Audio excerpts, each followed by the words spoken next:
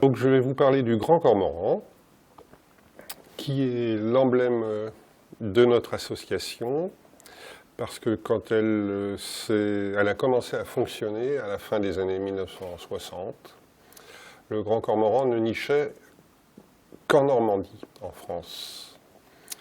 Et il nichait à la fois en Basse et en Haute-Normandie, ce qui était, je pense, une raison pour ceux qui ont créé l'association de le choisir comme emblème, d'autant plus que c'était une espèce menacée, réellement de disparition.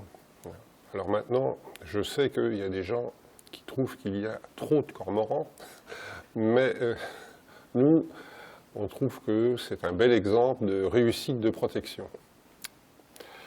Donc voilà. Alors, il y a plusieurs espèces de cormorans. Donc celui dont je vais vous parler essentiellement, c'est celui qui est en haut à gauche de la photo, c'est le grand cormoran. On reviendra en détail.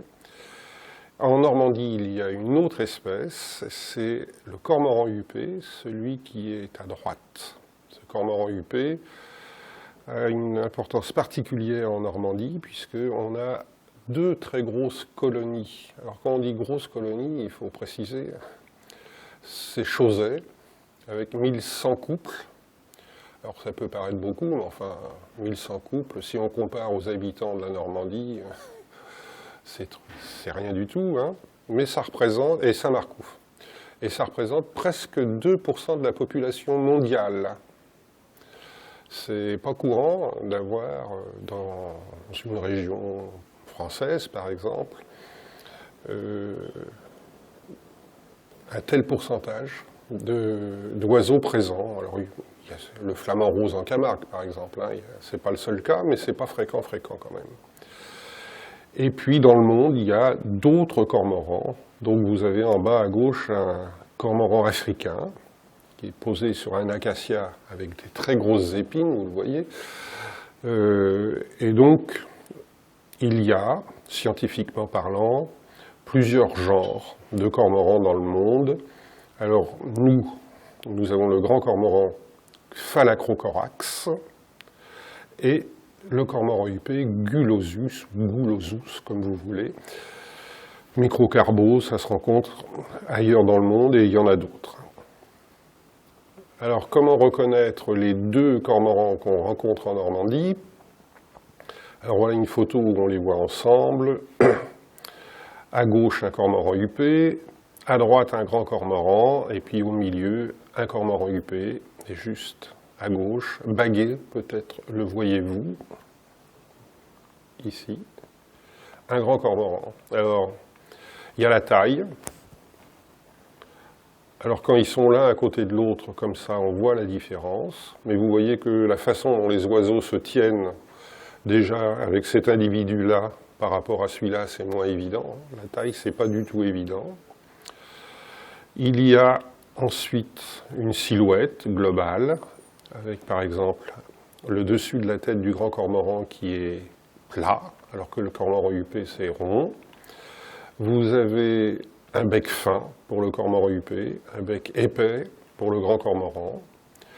Vous avez en plumage nuptial, hein, comme c'est indiqué ici, hein, des taches blanches à la base du bec du grand cormoran, et vous avez des commissures jaunes et une poche plutôt jaune, difficile à voir de loin, pour le cormoran huppé. Et puis naturellement, comme son nom l'indique, le cormoran huppé, il a une huppe. Mais cette huppe n'est présente qu'au début de la saison de reproduction. Donc vous pouvez la voir en mars, on va dire, hein, mais après, vous ne la voyez plus. Donc voilà, ces deux oiseaux peuvent se trouver ensemble, Chauzet Saint-Marcouf, mais globalement ont une écologie différente. Le cormoran huppé, c'est plutôt sur des fonds rocheux. Le grand cormoran, c'est plutôt sur des fonds sablo-vaseux. Et le grand cormoran vit en bord de mer, mais vit aussi sur les eaux douces. Par exemple, sur la Loire, il y a des cormorans, c'est des grands cormorans. Le cormoran huppé, lui, est strictement maritime. C'est pratiquement impensable de le voir sur une eau douce. où il est égaré. Alors les plumages. Alors, comme on a bagué les cormorans, on a pu suivre avec le temps l'évolution des plumages, on n'a rien découvert, mais ça permet d'être sûr que c'est bien le même individu. Donc vous avez ici un oiseau, au moment où il est bagué, donc il a 3 semaines, on va dire, au nid, on voit sa bague là. Il est recouvert d'un duvet noir, il faut admettre que les jeunes grands cormorans, on en verra plus tard, c'est pas très beau, hein. C'est même plutôt moche, mais bon. Ensuite, il quitte le nid, et donc là, à 1 an, presque 1 an, il a ce plumage brun, avec encore pas mal de blanc sur la poitrine. Et puis quand il deviendra adulte, voilà, le même individu, hein, là il a 1 an, là il a 5 ans. Et donc il a les couleurs qu'on vous voyait sur le logo, sur la photo initiale. Et puis en plumage nuptial, on voit une tache blanche ici. Cette tache blanche sur la cuisse, tous les grands cormorans en plumage nuptial, tous les grands cormorans adultes en plumage nuptial ont cette tache blanche. Et puis, selon les individus et leur âge, ils ont une nuque plus ou moins blanche, parfois très très blanche. Alors à quoi ça sert? Alors on ne va pas voir toute la vie du cormoran parce qu'il y en aurait long à dire, mais quand un grand cormoran parade, si vous voulez voir des grands cormorans parader, le plus facile, quand on habite Caen, c'est d'aller à Blonville-sur-Mer, juste à l'est de Villers-sur-Mer. Et il y a un marais, à la limite, je crois que c'est à la limite des 2 communes. Et là, sur une haie, dans ce qui est un marais quand même pas extraordinaire, mais enfin, il y a une colonie de cormorans. Et donc, on les voit à l'œil nu. Hein.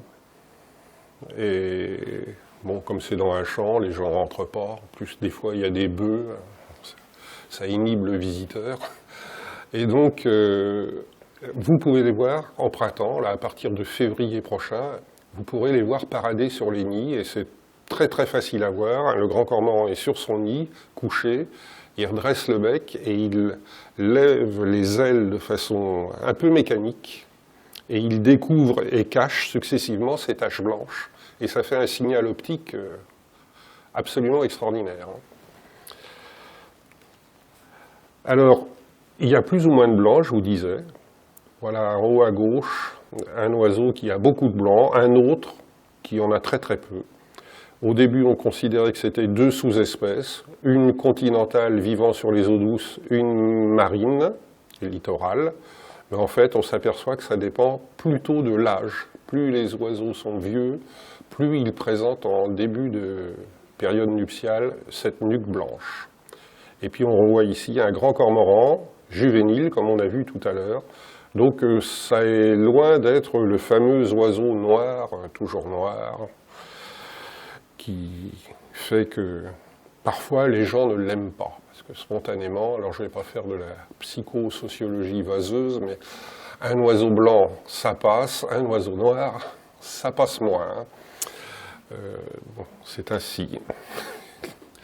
À tel point qu'une fois dans une réunion, puisqu'il y a des possibilités de tuer des grands cormorans en hiver, sous certaines conditions, pour qu'ils mangent moins de poissons, ça serait discuté encore, mais j'ai entendu une élue du Calvados dire on peut les tuer puisqu'ils sont noirs, textuellement. C'était il y a une quinzaine d'années. Ouais. Alors, vous avez compris que les oiseaux changent de plume puisqu'ils changent de couleur. Ce n'est pas la plume qui change de couleur, c'est on change de plume. Ça s'appelle la mue. Et donc, la mue est progressive, donc les oiseaux en quelque sorte s'assombrissent. Là, vous avez par exemple cet oiseau-là, il est vu en Angleterre à 3 ans, et il est vu en Angleterre l'année d'après, mais vous voyez qu'il y a beaucoup de choses qui ont changé. Là, c'est l'automne, là, c'est l'hiver. Enfin, là, il était un immature âgé, et là, c'est le même individu adulte. Donc, entre-temps, il a changé de plume. Et cette mue, tous les oiseaux muent, hein, parce que les plumes s'usent. Donc un oiseau, au bout de 2 ans avec les mêmes plumes, ça serait une catastrophe pour lui et pour voler, et pour, par exemple, lutter contre le froid, et puis il y a des parasites. Donc ce renouvellement constant des plumes, eh ben, on le voit bien sur cette photo. Vous voyez ici un oiseau qui a gentiment étalé son aile pour que je le prenne en photo. Vous voyez des plumes brunes ici, là, des rémiges brunes. Ici, des rémiges noires. Et si vous regardez bien, enfin noir avec des reflets verts, hein, c'est pas noir, un grand cormoran. Vous avez ici une plume plus courte que celle-là. Donc en fait, les plumes tombent et elles sont remplacées et elles grandissent. Et ce qu'on voit en plus ici, c'est que les rémiges qui sont là muent en même temps que ce qu'on appelle les couvertures, qui sont les plumes plus petites qui couvrent l'aile elle-même. Donc cette mue est quelque chose qui est important. Alors chez le grand cormoran, comme vous le voyez sur cette photo, toutes les plumes de l'aile ne changent pas en même temps, ce qui fait qu'il peut toujours voler. Mais par exemple, chez les canards, toutes les plumes de l'aile tombent en même temps. Ils ne peuvent plus voler. C'est pour ça qu'au mois de juillet, quand vous regardez les colverts, le canard le plus commun, vous avez l'impression qu'il n'y a que des femelles, parce que les mâles prennent la couleur de la femelle, puisqu'à ce moment-là, comme ils ne peuvent pas voler, ils ont plutôt intérêt à se montrer discrets. Et donc, ça s'appelle le plumage d'éclipse. Là encore, en Normandie, vous pouvez voir des fois des choses étonnantes. Si vous allez en baie du Mont-Saint-Michel, au large de Carole, pour ceux qui voient, à partir du mois de juin, il y a un petit canard marin qui s'appelle la macreuse noire, qui vient là pour muer. Donc ils se reproduisent très très vite en Laponie et en Sibérie. Les mâles abandonnent leurs femelles immédiatement et reviennent tout de suite pour muer en baie du Mont-Saint-Michel. Et à ce moment-là, ces macreuses ne peuvent plus voler.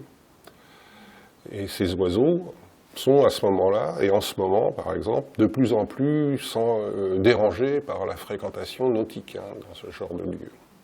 Alors, juste une petite, je ne vais pas faire du tout d'anatomie, une petite particularité, c'est l'articulation du bec par rapport au crâne. Vous voyez que sur l'oiseau de droite, la partie supérieure du bec se relève, ce qui permet naturellement de manger des gros poissons. Pas que des gros poissons, mais ils peuvent manger parfois des gros poissons. Alors, l'homme connaît le grand cormoran depuis longtemps. Alors, ce n'est pas du tout exhaustif, mais enfin, c'est quelques images. Vous avez ici un grand cormoran porté par un homme, c'est une gravure au nord de la Laponie, à Alta. Ça, vous avez reconnu, c'est un grand cormoran porté par un Égyptien. Ça, c'est aussi Alta d'ailleurs, mais comme la photo était moche, c'est clair, qui a refait le dessin, et on a l'impression que le cormoran est en train d'engloutir des poissons. Enfin, je ne sais pas si c'est ça, mais enfin, c'est l'impression que ça me fait, moi. Ici, vous avez Pompéi, et ici, vous avez un grand cormoran avec des dauphins étrusques. Et là, vous avez quelque chose que j'ai mal redessiné ici parce que ça ne se voit pas très bien. C'est une pierre qu'on a vue sculptée, qui vient d'une église de je ne sais plus où, en Normandie, qu'on a vue dans une exposition au musée de Normandie une fois. Et vous voyez, je n'ai pas noté les... Donc je ne peux pas vous dire où c'est. Mais on voit un cormoran qui étale les ailes. Donc le cormoran est connu depuis longtemps. Il a sans doute été utilisé, voire domestiqué, et ça on le sait parce qu'il y a des pêches au cormoran. Alors on connaît les pêches au cormoran en Chine, donc ça c'est une gravure ancienne, et ça c'est une photo actuelle. Donc vous avez maintenant c'est surtout pour les touristes, faut admettre. Enfin bon, ça prolonge une activité ancienne. Donc les grands cormorans sont prélevés au nid, et ils sont sur des barques, sur des planches, ils sont naturellement attachés et on les fait pêcher. Ils reviennent et on récupère le poisson, on leur en laisse une partie naturellement. Alors c'est pas que chinois, là vous avez une peinture vénitienne de Carpaccio à la Renaissance. Ça s'appelle Chasse, je crois, dans la lagune de Venise. Mais en fait, si on regarde bien, vous voyez en bas à droite, ici, un cormoran sur la barque. Et il est probable que les cormorans étaient, on en a un ici, étaient utilisés pour, sinon pêcher directement, du moins regrouper les poissons. Ça, on peut le voir quand il y a des cormorans qui avancent dans une rivière. On l'a vu il y a très peu de temps, nous, en baie du Mont-Saint-Michel, il y avait une bande, grosse bande, de, je ne sais plus, 300 cormorans qui avancent en remontant la Sélune. Là, on aura du mal à expliquer aux pêcheurs qu'ils n'ont pas mangé de poisson. Hein, mais bon, c'est comme ça.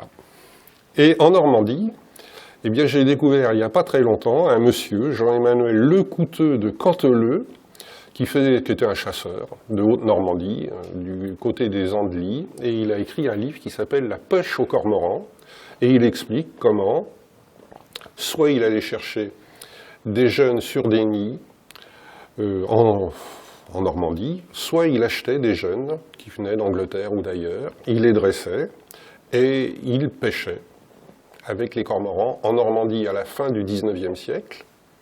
Donc c'est quelque chose d'assez étonnant parce que je n'avais pas vu de telle mention auparavant. Ça existait aussi en Angleterre, puisque le roi d'Angleterre avait, je ne sais pas son statut, un fonctionnaire, enfin quelqu'un qui était chargé des cormorans du roi, et ça existait aussi à la cour de France, au moins jusqu'à la Renaissance. Je ne vous en dirai pas plus, parce que j'étais déjà content d'avoir découvert ça. Mais il n'y a pas qu'en France, en Europe et en Chine que où les cormorans sont utilisés. Alors là, c'est indirectement. C'est le cormoran du Pérou qui niche avec des fous sur les îles au large du Pérou, où il dépose, puisque c'est des colonies de plusieurs millions d'oiseaux, il dépose des mètres et des mètres de fientes. Ces excréments forment ce qu'on appelle le guano qui vient d'un mot quechua.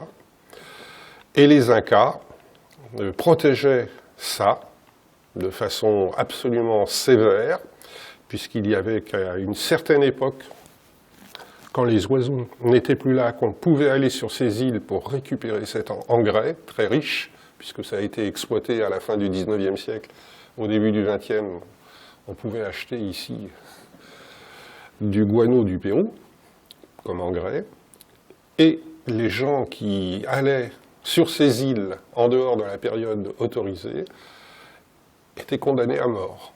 On ne rigolait pas, à l'époque, avec la protection des colonies d'oiseaux de mer.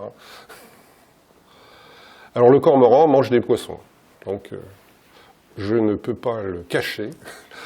Le cormoran pêche, voilà, il se laisse tomber dans l'eau, je vais trop vite, il se laisse tomber dans l'eau, et si on va sur une colonie, le stress, parce que quand on va sur une colonie de cormorans, pour les recenser par exemple, ou pour les baguer, il y a du stress, les jeunes régurgitent les poissons qu'ils étaient en train de commencer à digérer. Donc il est indéniable qu'ils mangent des poissons. Mais combien de poissons? Alors ça, c'est la bouteille à l'encre. Si vous demandez aux pêcheurs, hein, moi j'ai lu dans la presse des pêcheurs qui disaient qu'un cormoran mangeait 7 kilos de poissons par jour. Hein. C'est-à-dire 3 fois son poids à peu près. Hein. Alors, on a eu la chance d'avoir un étudiant français, mais de l'université de Kiel en Allemagne, puisque c'est là qu'il y avait l'argent. Il n'y avait pas l'argent en France pour ça. Qui a étudié au milieu des années 90 la pêche des cormorans à Chauzet.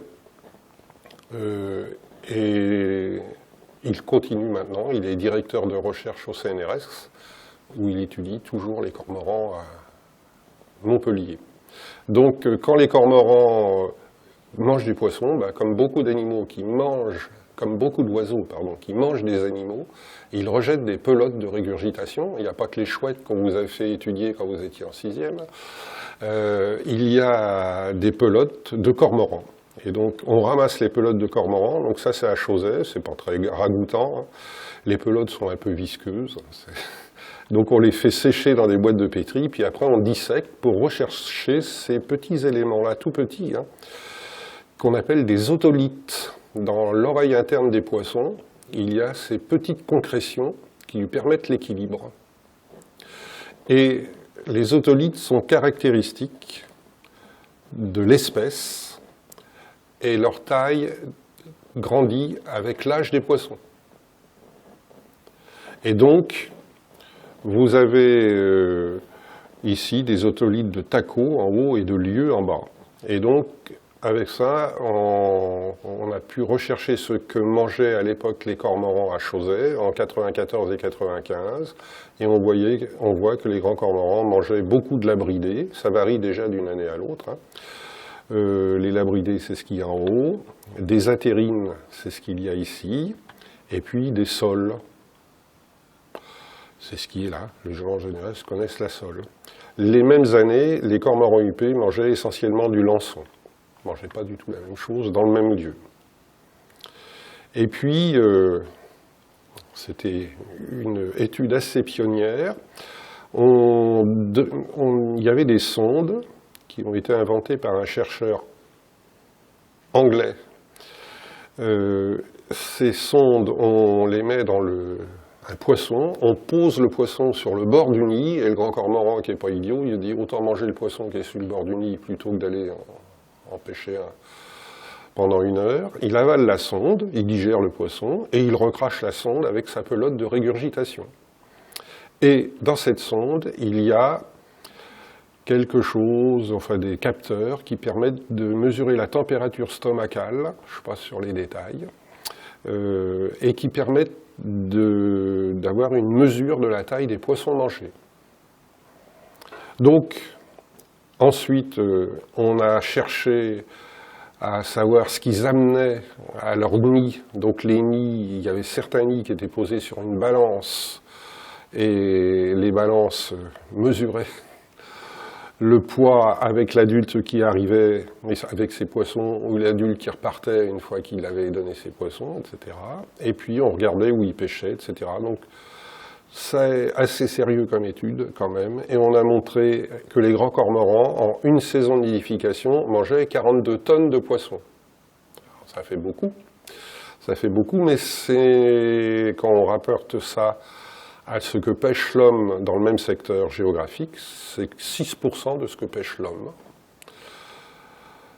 Et comme les hommes, les pêcheurs dans la région de Granville-Chauzet ne pêchent pas que des poissons, mais ils pêchent aussi des buxins, des seiches, etc., ça représente 1% du total pêché. Donc la question est simple. Certes, ils mangent du poisson, certes, est-ce que ça a un impact sur la vie des pêcheurs? Ben non. Voilà. Alors, pour étudier les cormorans, on peut les baguer. Alors, on va sur l'île en essayant d'être discret. Les jeunes, c'est pour ça que c'est protégé, quittent le nid dès qu'ils ont un âge suffisant. Donc, on est obligé de leur courir après, de les ramener, et on les cache, on les met à l'obscurité sous des couvertures. Une fois qu'ils sont au noir sous une couverture, ils ne bougent plus. Et puis après, on les bague, vous voyez ici. Avec une bague métallique, 2 bagues colorées et une grande bague. Par exemple, celle-ci, C5. C'est Chauzet en 2005, c'est pas plus compliqué que ça. Et là, ça doit être Saint-Marcouf en 2008, enfin, peu importe. Et puis après, naturellement, on les relâche. Et puis, des gens les voient et nous disent « Ah ben, j'ai vu un cormoran avec telle bague ». Et donc, c'est ce qu'on appelle un contrôle. Et voilà ce que ça donne pour les individus de Chauzet, à gauche, et les individus de Saint-Marcouf, à droite. Vous voyez que les oiseaux de Chauzet peuvent exceptionnellement aller jusqu'au Danemark. Il y en a quelques-uns qui vont en Grande-Bretagne. Beaucoup restent en Normandie, vous voyez l'aire de dispersion, et beaucoup aussi sur le nord de l'Espagne. Les oiseaux de Saint-Marcouf, il y en a plus qui vont en Angleterre, et il y en a sinon à peu près dans les mêmes secteurs que Chauzet. Donc ce n'est pas des oiseaux migrateurs au sens traditionnel du terme, hein, puisqu'ils vont tout aussi bien vers le nord que vers le sud. Ils se dispersent, quoi. Et puis parfois, eh bien, donc, on reçoit un avis comme quoi ils ont été tués. Alors ça, c'est un avis d'un oiseau qui a été tué, puisque en France, on a le droit de tuer, enfin, comment dire, sous certaines conditions, l'Office français de la biodiversité a le droit de tuer des cormorans, sauf que ils ne doivent tuer que les grands cormorans continentaux dont je vous parlais au début, et que quand un cormoran vient de Chausey, on ne peut pas dire qu'il est continental. Donc l'État français est en tort. C'est ainsi. Donc, en hiver, les cormorans, vous voyez, en France, se dispersent un peu partout. Il y a les nicheurs français, il y a ceux qui vont en Espagne, mais pas seulement. Et puis, il y a beaucoup d'oiseaux qui viennent des Pays-Bas, du Danemark, essentiellement. Et donc, ils colonisent à peu près tout ce qui est aquatique en France, la mer, mais aussi, on voit très clairement les cours d'eau qui sont colonisés. Et donc, pour les compter, on va le soir, là on va y aller bientôt, repérer un dortoir. Et donc, quand les oiseaux arrivent 1 heure avant le coucher du soleil, avant que la nuit tombe, ben on les compte au fur et à mesure qu'ils arrivent sur le dortoir. Donc on s'aperçoit qu'en France, le nombre de cormorans a augmenté au cours des années 90. Ça continue à augmenter, mais à un rythme beaucoup plus faible qu'auparavant. Et pour la Normandie, vous voyez que globalement, il y a une augmentation depuis les débuts des années 90, mais cette augmentation n'est pas considérable, hein, puisqu'on passe de un peu plus de 4000 à un peu plus de 4500. Hein. En 30 ans, c'est quand même pas une invasion. Et voilà où sont situés les dortoirs en Normandie, donc sur les îles où ils nichent, et puis partout ailleurs. Et ici, si vous voulez voir un dortoir, ben, vous allez le long du canal de Caen à la mer. Donc, il faut y aller en ce moment vers 5 heures, puis vous regardez où les cormorans vont en volant, puis après il faut voir où ils se posent. C'est très bruyant, hein, un dortoir de cormorans. Normalement, vous ne devez pas les rater. Et maintenant, je vais parler alors plus longuement de la reproduction, parce que c'est ce qu'on a le plus étudié. Donc voilà un grand cormoran nicheur à Saint-Marcouf. Alors, à quoi vous reconnaissez la photo de l'affiche. Et voilà toute la colonie de Saint-Marcouf en 1967 ou 8. Il y avait, je crois, 12 ou 14 nids, je ne me souviens plus, et aucun des nids n'a eu de jeunes en raison du dérangement. Et donc c'est pour ça que la réserve de Saint-Marcouf a été créée, et que maintenant, on est content parce qu'on en a, on va dire, 400 couples à peu près. À Chausey, quelques années avant ça, au début des années 60, il y avait encore des safaris de chasseurs qui allaient sur Chausey en mai pour tuer les oiseaux sur les nids. C'est pas si... On voit qu'on a quand même progressé. C'est pas si vieux que ça quand même. Alors voilà où nichent les cormorans en Normandie. Je vais vous présenter les principales colonies. Donc elles sont essentiellement côtières. Et puis, il y en a à l'intérieur, donc par exemple le long de la vallée de la Seine, il y en a des petites dans le Perche, il y en a dans les marais de la Dive, ici, pas très loin de Caen, et donc qui nichent dans des haies, c'est étonnant.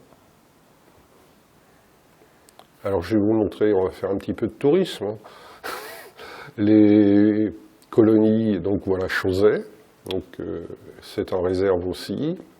Et donc voilà une vue des cormorans de Chausey, donc, qui nichent sur 1 ou 2 ou 3 îlots selon les années.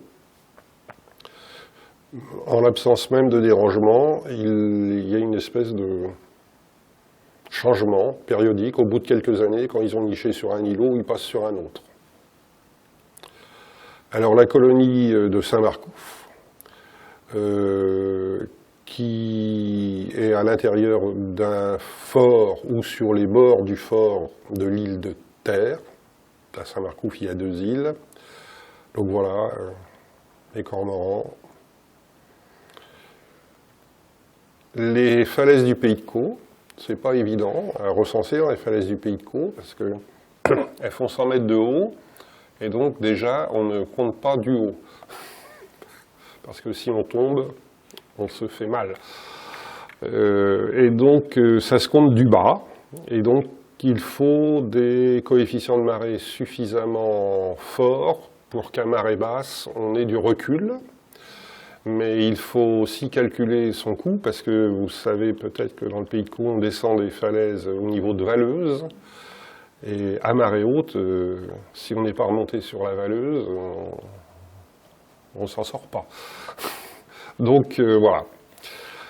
Alors c'est pas pour dire qu'on est des aventuriers, hein. Ça se fait avec prudence. Et donc, ils nichent sur les corniches les plus grandes, hein. Alors dans la falaise du Pays de Caux, même si c'est un oiseau assez grand, par rapport à 100 mètres de haut, ça ne se voit pas forcément, hein. C'est ça qui est assez étonnant. Ces oiseaux noirs sur une falaise blanche, eh ben, on peut rater un groupe de 5-6 nids sans problème. Alors ça niche aussi à l'intérieur d'arbres, à l'intérieur sur des arbres, excusez-moi, pas à l'intérieur des arbres, quand même pas exagéré. Et donc ça c'est la réserve de la Grande Noé que nous avons le long de la vallée de la Seine, en amont de Rouen, à Val-de-Reuil. C'est une réserve, là vous avez une route et là vous avez un observatoire. Si vous avez l'occasion, n'hésitez pas à y aller, parce que c'est quand même assez facile à observer. Donc ça niche sur des arbres ici, là. Voilà ce que ça donne. Alors quand il n'y a pas de feuilles, ça se compte à peu près. Quand il y a des feuilles, ça devient plus délicat. Alors comment évoluent les populations des grands cormorans? Eh bien, les deux colonies les mieux suivies sont Chauzet, en rouge, et Saint-Marcouf, en bleu. Et donc, vous voyez au point de départ, il y en avait vraiment très peu, hein. Et puis la protection à jouer, il y a deux facteurs. Il y a la protection de l'espèce et la protection des sites de reproduction. Et à partir du moment où ça a été protégé, ça a progressé. Et puis là, depuis le début des années 90, il y a eu un décrochement à Chauzet, on ne sait pas trop expliquer. Alors qu'à Saint-Marcouf, en gros, ça se maintient, c'est une petite tendance à la baisse. Alors pour Chauzet, une des hypothèses qu'on va essayer d'étudier, c'est un changement dans, on va dire, le peuplement en poissons, pour des raisons qui nous échappent. Parce que c'est pas en hiver que se pose le problème, puisque comme je vous l'ai montré sur les cartes tout à l'heure, ils vont aux mêmes endroits. Donc il n'y a pas de raison qu'un grand cormoran de Chauzet en Espagne meure plus qu'un grand cormoran de Saint-Marcouf en Espagne. Donc voilà, là c'est quelque chose qu'on devrait étudier justement avec le CNRS de Montpellier à partir de 2025, si on trouve les sous. Parce que il y a maintenant des balises qui sont extrêmement informatives, puisque à l'intérieur, il y a des accéléromètres qui peuvent enregistrer et dire si l'oiseau est posé sur la terre, sur l'eau, s'il plonge, s'il vole, s'il est en train de poursuivre un poisson, etc. Donc, il y a des choses intéressantes à découvrir. Et puis après, il y a des hypothèses qui sont liées à la pollution. Mais à vrai dire, on imagine plus l'est du Cotentin pollué, parce qu'on n'est quand même pas loin du débouché de la Seine, qu'à Chauzet. Quoique, les cormorans huppés de Chauzet sont assez contaminés par les PFAS dont on a récemment parlé, les organophosphorés, hein, non, cormorans huppés, et les goélands, mais les cormorans huppés. Les PFAS, ce sont des produits qu'on trouve sur les vêtements imperméabilisés et qu'on trouve aussi sur les poils téphales, des trucs comme ça. Donc pourquoi à Chauzet? Alors là, c'est le mystère des courants marins, parce que en Europe, les oiseaux marins les plus contaminés sont les oiseaux du Spitzberg, les goélands du Spitzberg, où je ne pense pas qu'il y ait beaucoup d'industries polluantes établies là-bas. Donc voilà. Alors au total, en France, voilà comment évoluent les cormorans. Au début, il n'y avait que des populations littorales, en bleu. Pas en France, en Normandie, excusez-moi. Et après, il y a eu des populations continentales. Et puis maintenant, on en est à ce niveau-là. Donc en gros, hein, selon les années, on va dire 2000 couples en Normandie. Alors, c'est un oiseau colonial. Voilà ce qu'on voit, par exemple, à Chauzet, quand on est à l'extérieur d'une île. Les cormorans construisent des gros nids. Hein. Ça peut faire 1 mètre de diamètre, et vous voyez que ça peut être très haut. Après la saison de reproduction, voilà un nid hein, qui doit faire 70-80 cm de haut. À l'intérieur, il y a des éléments un peu plus fins, et les oiseaux déposent 3, 4, 5 œufs. Et la chose étonnante qu'on a découverte, c'est qu'à la fin de la saison de nidification, et au début de la saison de nidification suivante, tout le monde pensait que ces énormes nids étaient réutilisés d'une année sur l'autre.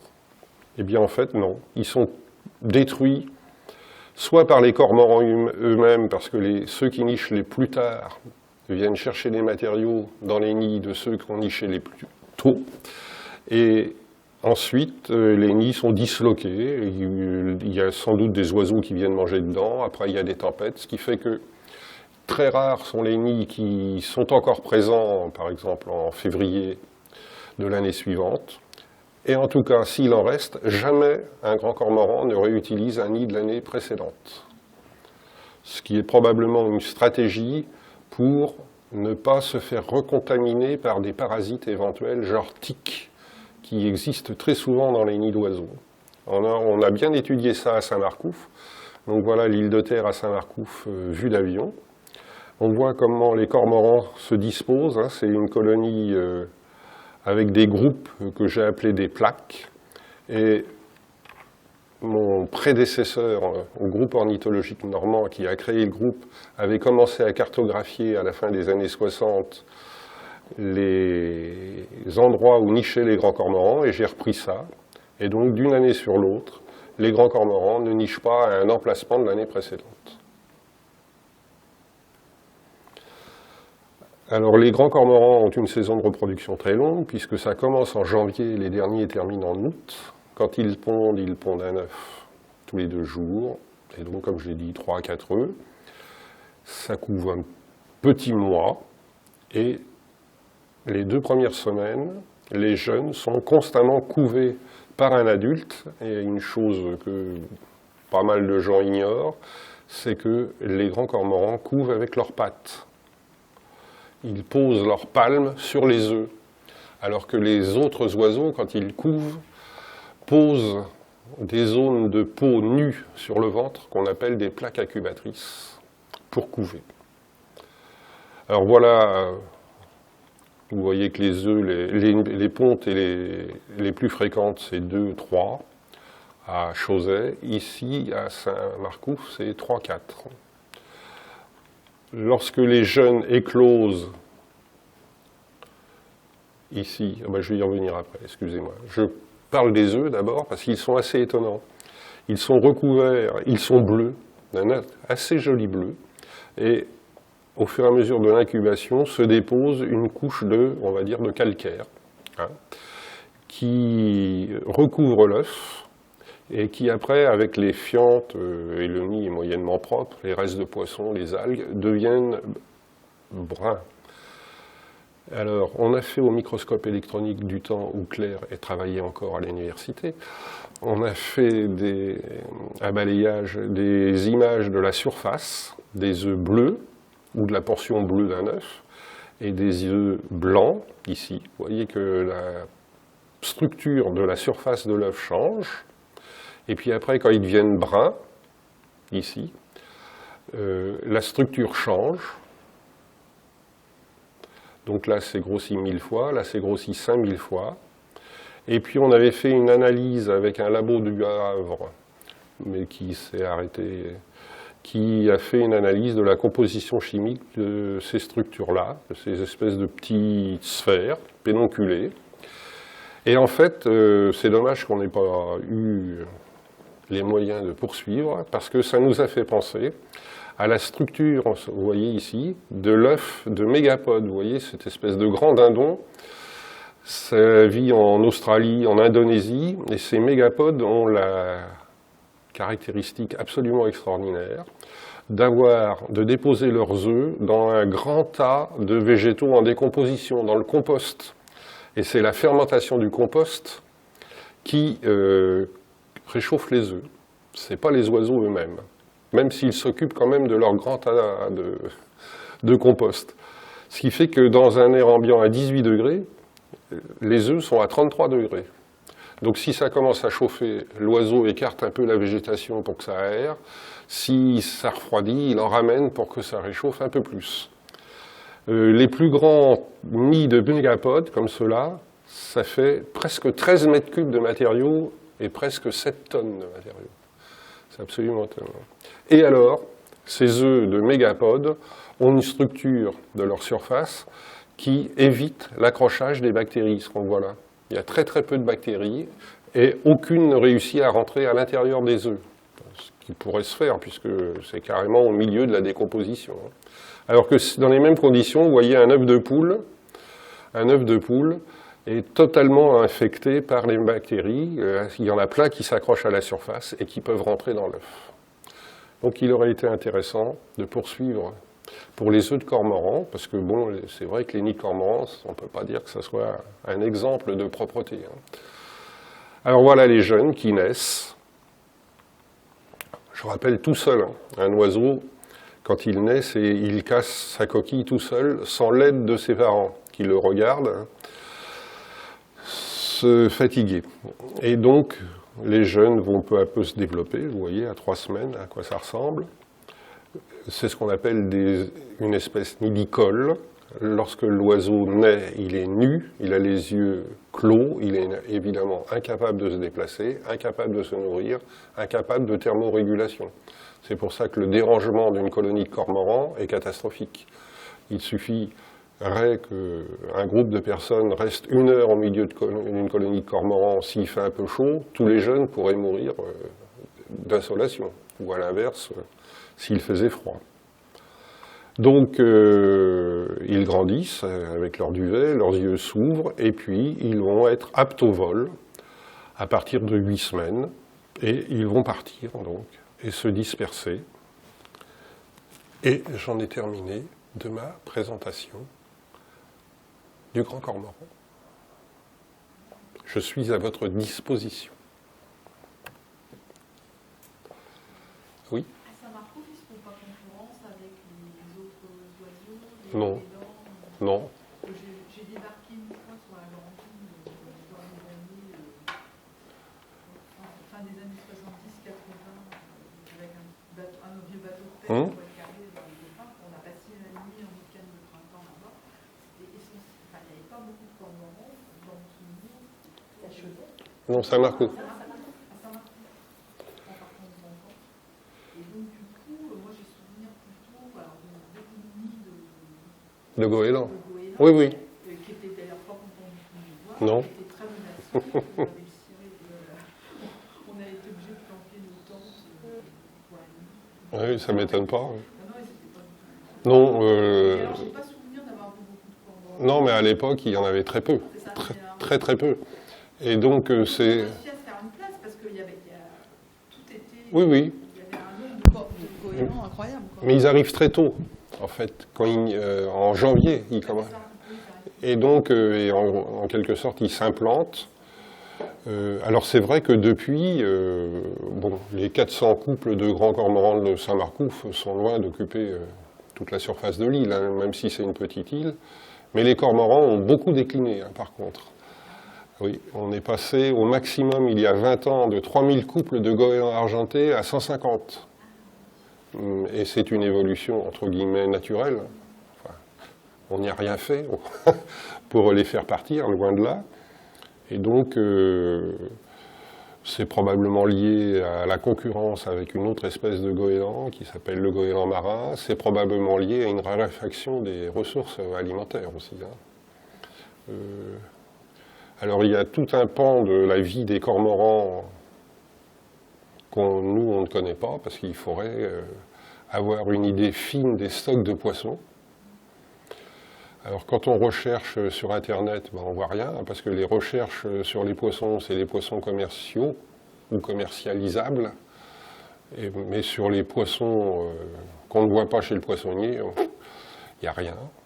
Et puis, d'une façon générale, enfin, on a peut-être un biais, mais on trouve que les poissons, par exemple, qu'on vend à les poissonneries, sont de plus en plus petits. Il n'y a pas que les poissons, d'ailleurs, les moules sont de plus en plus petites, etc. Et je pense quand même que la mer est un milieu un peu menacé quand même. Donc là, voilà, on espère faire notre étude à partir de 2025 et on aura peut-être des éléments quantitatifs à se mettre sous la main. Après, tous les petits poissons que les cormorans, c'est l'essentiel de ce qu'ils mangent. Hein. Les labridés, par exemple, c'est pas ce qu'on voit chez le poissonnier en général. Il n'y a pas de, à ma connaissance en tout cas, de recherche sur ce genre de poissons.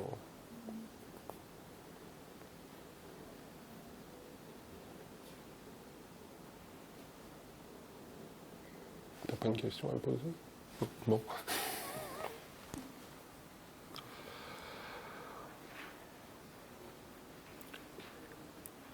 Alors c'est vrai que, enfin, du point de vue des protecteurs que nous sommes, on est passé de, on va dire,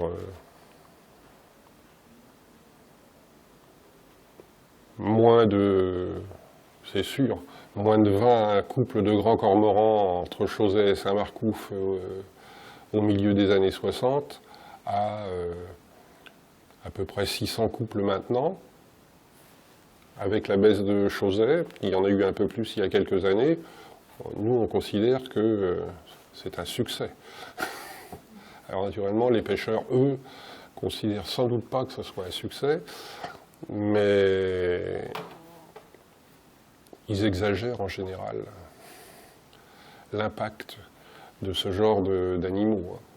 Et la loi française, normalement, la loi ou les arrêtés, enfin, le système réglementaire dit que ceux qui se plaignent doivent démontrer l'impact économique de la prédation, mais jamais on voit une vraie démonstration de l'impact économique.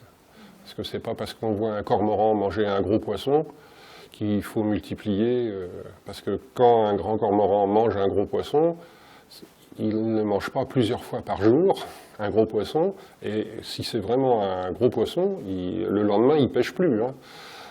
Les animaux dans la nature, c'est pas une course effrénée pour manger un maximum de poissons, ils mangent ce dont ils ont besoin, et en gros, un grand cormoran adulte, ça mange à peu près, ça doit dépendre de la température extérieure, etc., de plein de choses, du déplacement qu'il fait, mais à peu près 300 grammes de poisson par jour, ce qui n'est pas 7 kilos.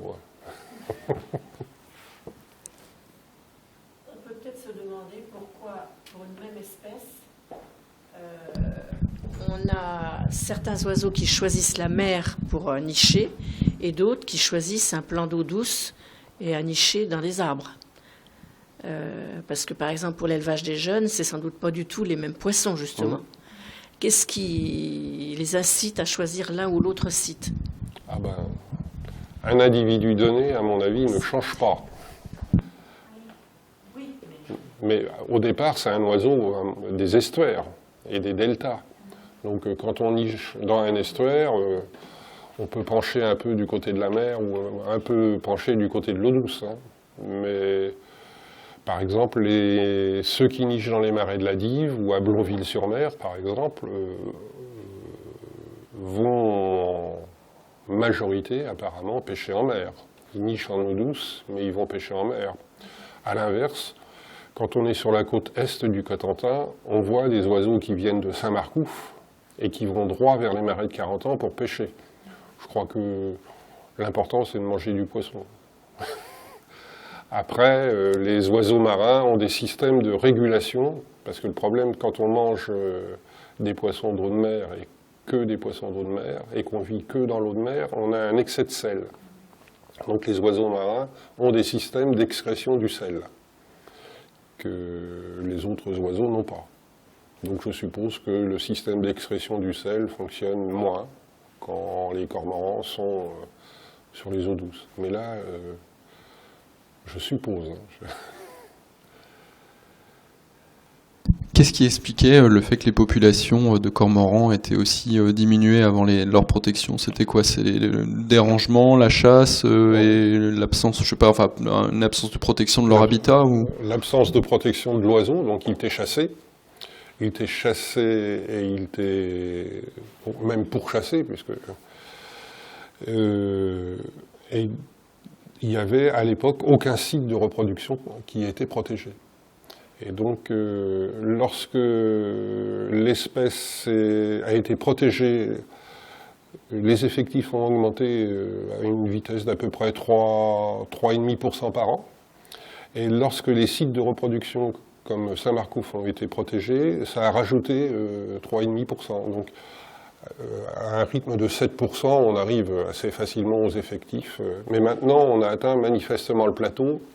Donc la limite, c'est pas l'attitude négative de l'homme, la limite, c'est l'état du milieu et l'état des ressources. Ce qui est à la limite un peu plus inquiétant en quelque sorte, parce que si c'est la chasse qui a un facteur limitant, on peut espérer convaincre, ce qui était le cas d'ailleurs, les chasseurs d'arrêter de chasser telle espèce menacée. Donc on a un résultat immédiat.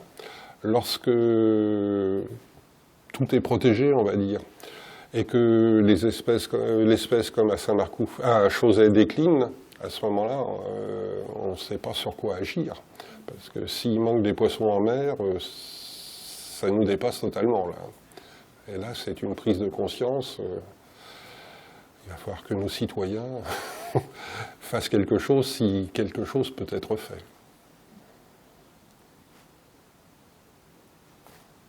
Eh bien, je vous remercie.